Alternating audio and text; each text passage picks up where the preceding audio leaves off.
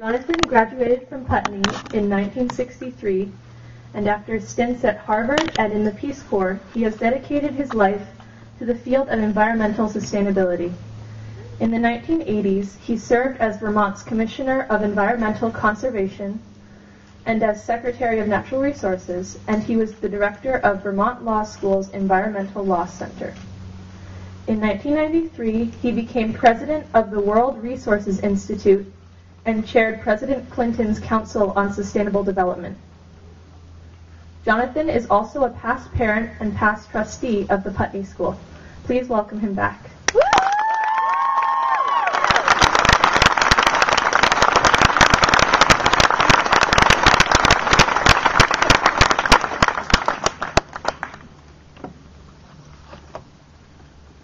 Good morning. I am really glad that I got to hear Emily's opening and to hear a little bit about all of you. It makes me feel so good that Putney is full of the kinds of people you are, and I really like the fact she used the word argue twice in describing you. You are all probably suited to Hampshire College. Argue is a fundamental part of the values of the school. This is an amazingly auspicious morning for commencing something, and a sign of the wonder of the life that you are going to be commencing.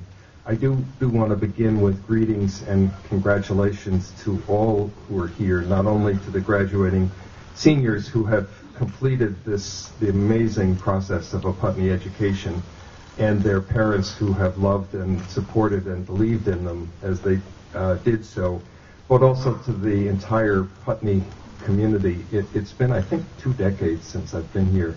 It's just wonderful to see the way it's thriving, to see the looks on the faces of the students, and to read a little bit about what's been happening at Putney. Bravo to all. It just makes me feel good to be here this morning.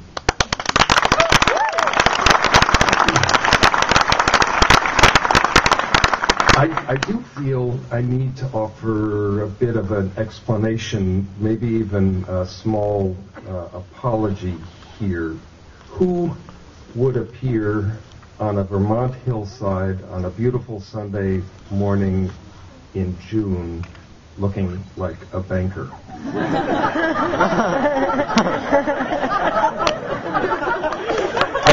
I could get rid of the coat, but I am a very recently redeemed Washington lawyer, but that isn't the explanation, actually. Sadly, I have to rush back to Hampshire as soon as we finish today. Indeed, I may even have to rush out a little bit before we finish to preside at the memorial service for one of our most beloved faculty members, Jerome Liebling, a wonderful photography and movie maker who has trained a whole generation of remarkable and creative people, and is the reason that Hampshire includes among its alumni 4 Academy Award-winning filmmakers. So if you see me creeping out, it's only because more somber duties call. Yesterday morning, as I was thinking about what I wanted to say today, Emily got an email from me asking, do Putney students still get illuminated diplomas? And she said yes, that she would be signing them this morning. I had just had a startling experience when I went upstairs and rummaged around to find mine and discovered that the date on it was June 7th, 1963. Do the math. It's a half a century ago. And yet, like most Putney graduates whom I encounter, I remain acutely aware of the impact of my 4 years on Elm Lee Farm on my values, my perceptions, and my approach to life.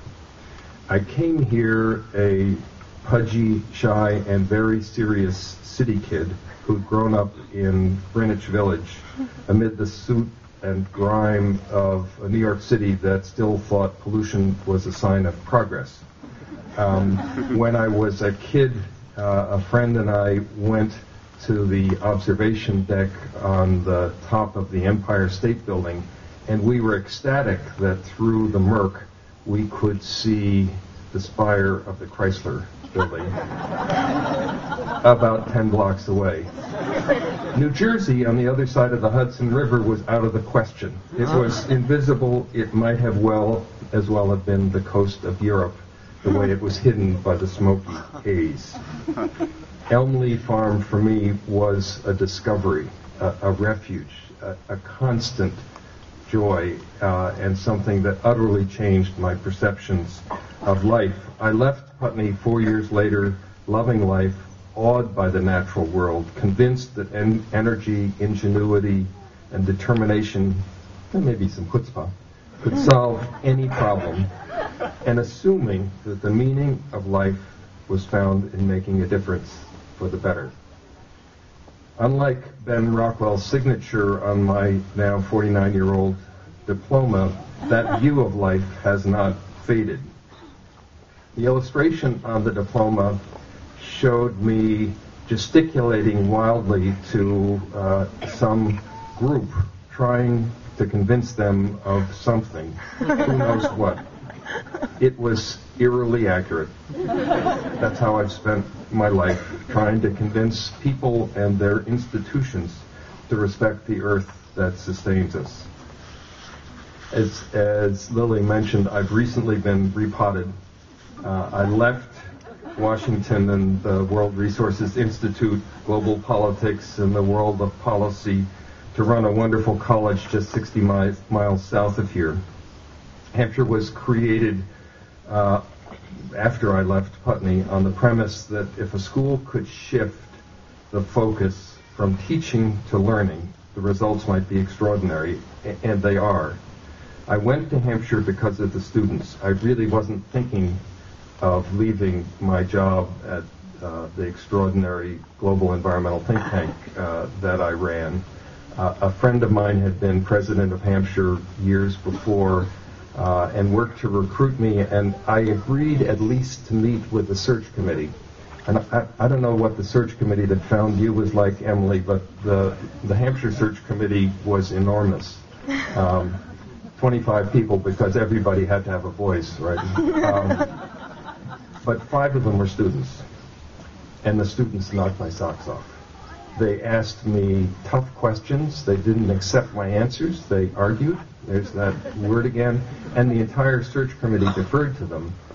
And I thought, I've been working on environmental issues for 40 years, and during that time, on a global scale, everything I've worked on has gotten worse.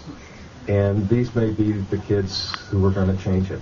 And there's nothing I could do that would matter as much as trying to help prepare them to have the biggest possible impact on the world. And here I am, a college president. After 40 years as an environmental lawyer and advocate. And I tell you, after 1 year, it seems like a great choice. I've had the chance to meet Hampshire's alumni and learned what they are doing.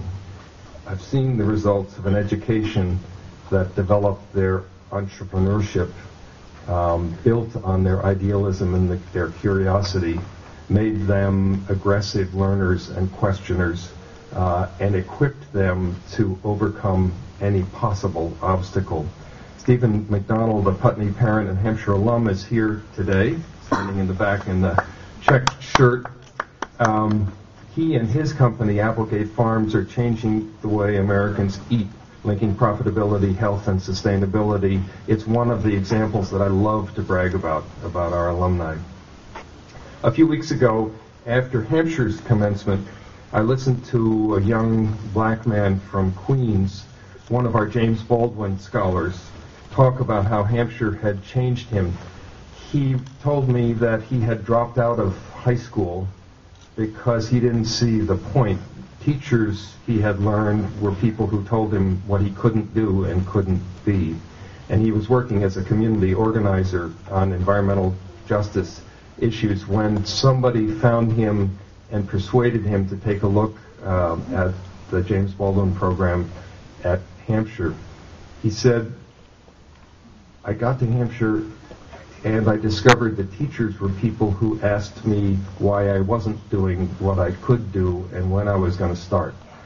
He said, it changed my life. I don't recognize the person I was when I came, and I'll never stop the growth that started here.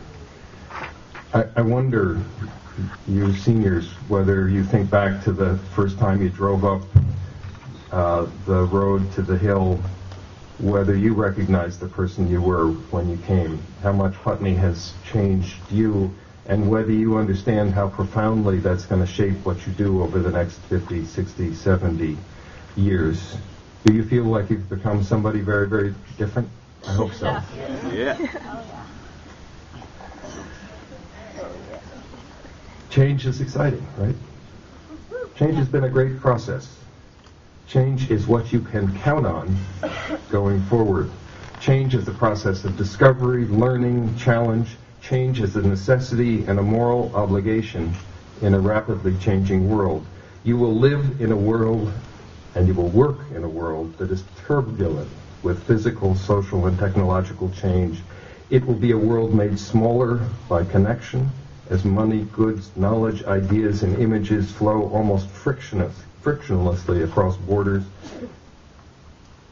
creating both acquaintance and conflict, opportunity and threat.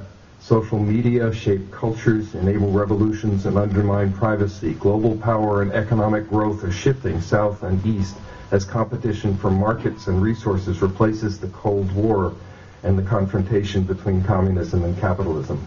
More people with more wealth demand more goods and food, creating pressures on natural systems and increasingly disruptive changes in the world's oceans, forests, and climate.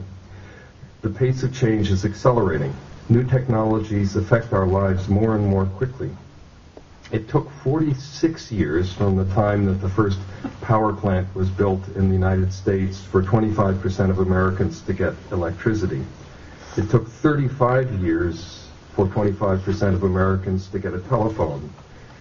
It took 16 years for 25% of us to get a PC, 7 years for 25% of us to get internet access, and 3-4 minutes for 25% of tech-savvy 20-somethings to get an iPhone 4? Technological and scientific discoveries confront us with new possibilities and new questions about human nature and our relationship with the natural world. Rapid shifts in technology and global markets are reshaping work and the means and reach of higher education. By one estimate, the amount of new technical information doubles every 2 years. There is no way for anyone to completely dominate that information. You can only become wranglers who know how to manage the flow so it's useful to you. 70% of you are going to end up in jobs that haven't been invented yet. You will struggle to solve problems we don't yet understand, collaborating with people on multiple continents through institutions that haven't been created. It is not the fact of change, but the accelerating pace of change, change in knowledge and understanding, change in technology, change in the Earth's climate, oceans, and biota, that challenge human capacity, values, and institutions. You can learn anything. You've just demonstrated that over the last several years. You can invent what you need. You can build anything you can imagine. You can be the change. You can surf the change. You can be the engineers and the entrepreneurs of the change. But as the alien invaders say in grade B science fiction movies, resistance is futile. Al Gore spoke at an event at Hampshire a month or so ago and struck a chord with our students when he called on them to occupy democracy. I'm for it.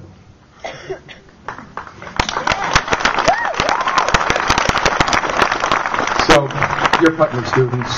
You were going to do that anyway, right? You're ready for anything. Occupy democracy, occupy education, occupy commencement, occupy your work, occupy life. I have one request. When you get there and you've occupied what you're going to occupy, don't sit around beating drums. Do something. Come on, guys, we got to make a difference. Right? If you get the moral upper hand, use it. Ignore boundaries. Ask questions. Ignite expertise with creativity. Be the mothers, fathers, cousins of invention. Take on the future. Don't be fearful of risks, but excited by opportunities. Don't be content with success. Be driven by the world's needs. Use your senses. I liked what Emily said about not letting go of your idealism and being suspicious of those who tell you to take reality into account. The world is mired in ideologies and fundamentalisms that obstruct our capacity to learn and understand. Be questioners. Be inquirers. Think critically. Don't accept answers. But sometimes you can just use your nose. If something smells rotten, it probably is. A caveat here. My beloved hound, Buddy, a dog who sees the world through his nose, recently learned a very important lesson from a copperhead. Do not explore venomous reptiles with your nose. Yeah, it's funny. But who do you think is in control of Washington these days? So this is an important skill.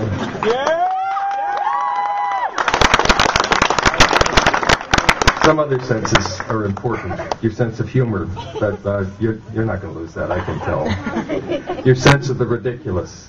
Your sense of fairness and outrage. And above all else, in Rachel Carson's term, your sense of wonder. The world is beautiful. Life is a miracle. It's amazing that we can learn and understand and create and change things. All right, I'm sermonizing. I will stop.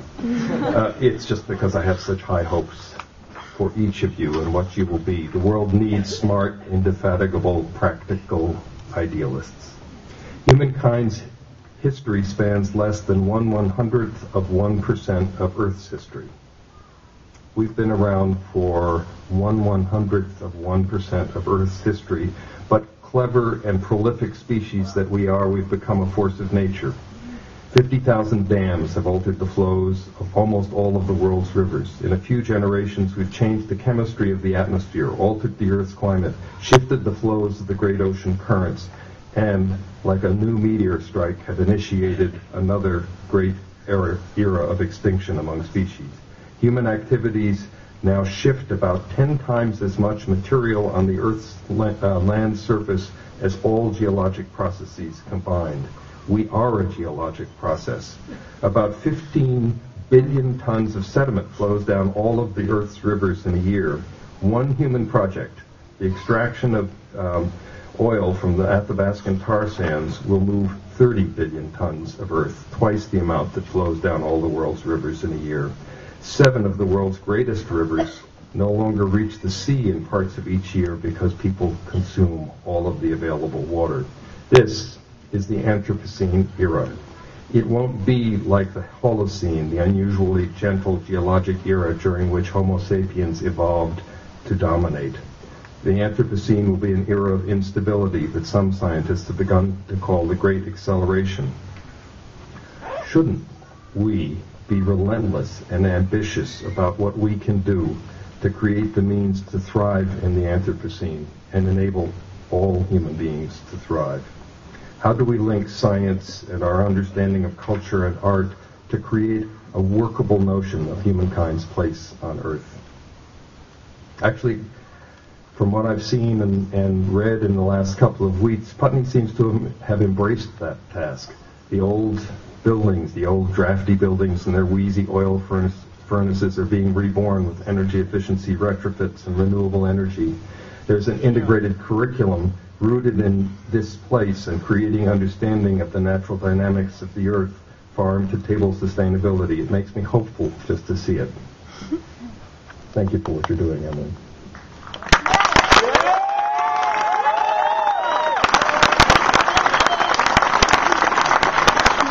So you just have to take that with you when you go to wherever you're going next, because you're not going to find it being done as well or as completely.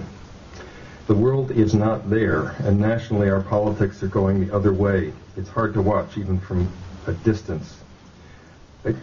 You probably saw that North Carolina recently began work on a statute to forbid people to use scientific information to estimate the impacts of sea level rise because they're afraid if people know the truth, they might not build along the coastline.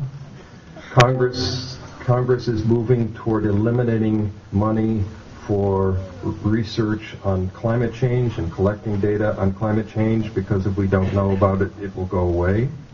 Politicians who once said that it was essential for us to deal with climate change have retreated into denial.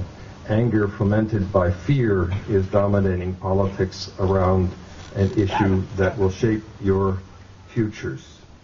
Everything we're seeing, I just read a story online yesterday that Greenland recorded the highest temperature ever recorded 15 days ago in May, 79 degrees, warmer than it had ever been any summer in all of recorded history.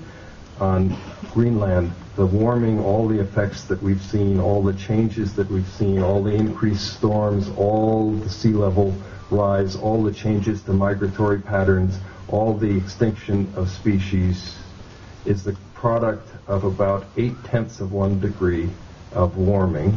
And during your lives, you will experience at least 2.5 degrees and probably 4 degrees of warming. So prepare for change.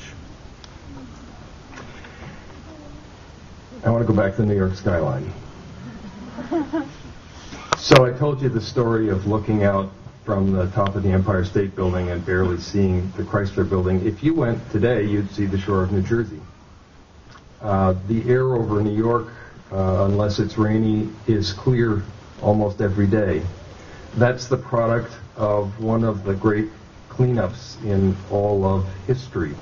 During my lifetime, the United States economy has grown about tenfold. It's about 10 times as big as it was when I was born.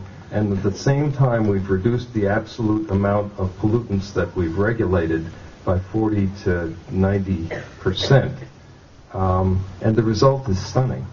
The result is you can swim in rivers that used to be on fire. The result is that you can see New Jersey from the top of the Empire State Building. The result is that levels of lung disease attributable to pollution are far lower than they would have been. Did it kill economic growth in the United States? Well, no. We had tenfold growth, the greatest outpouring of wealth in the history of the world. Did it kill technology development? Well, no, it didn't do that either. We've actually had an explosion of ingenuity during that period. So what's the deal here? Why are we so afraid to deal with these issues when all of our experience tells us that human ingenuity can conquer anything? Which is, I think, where you came in, right? That's the life you're beginning. The Daily Beast recently published its assessment of the 13 most useless college majors. You'll want to listen to this. This is based on immediate employment and income prospects. Leading the list of the most useless were history, government, the arts, film, music, literature, and journalism. An interesting vision. Their America will be artless, ill-governed, ill-informed, but will have salaried jobs. Where will the solutions to tomorrow's problems come from? Are they going to come from the non-arts, non-history educated, non-government educated, non-questioning, non-innovating people?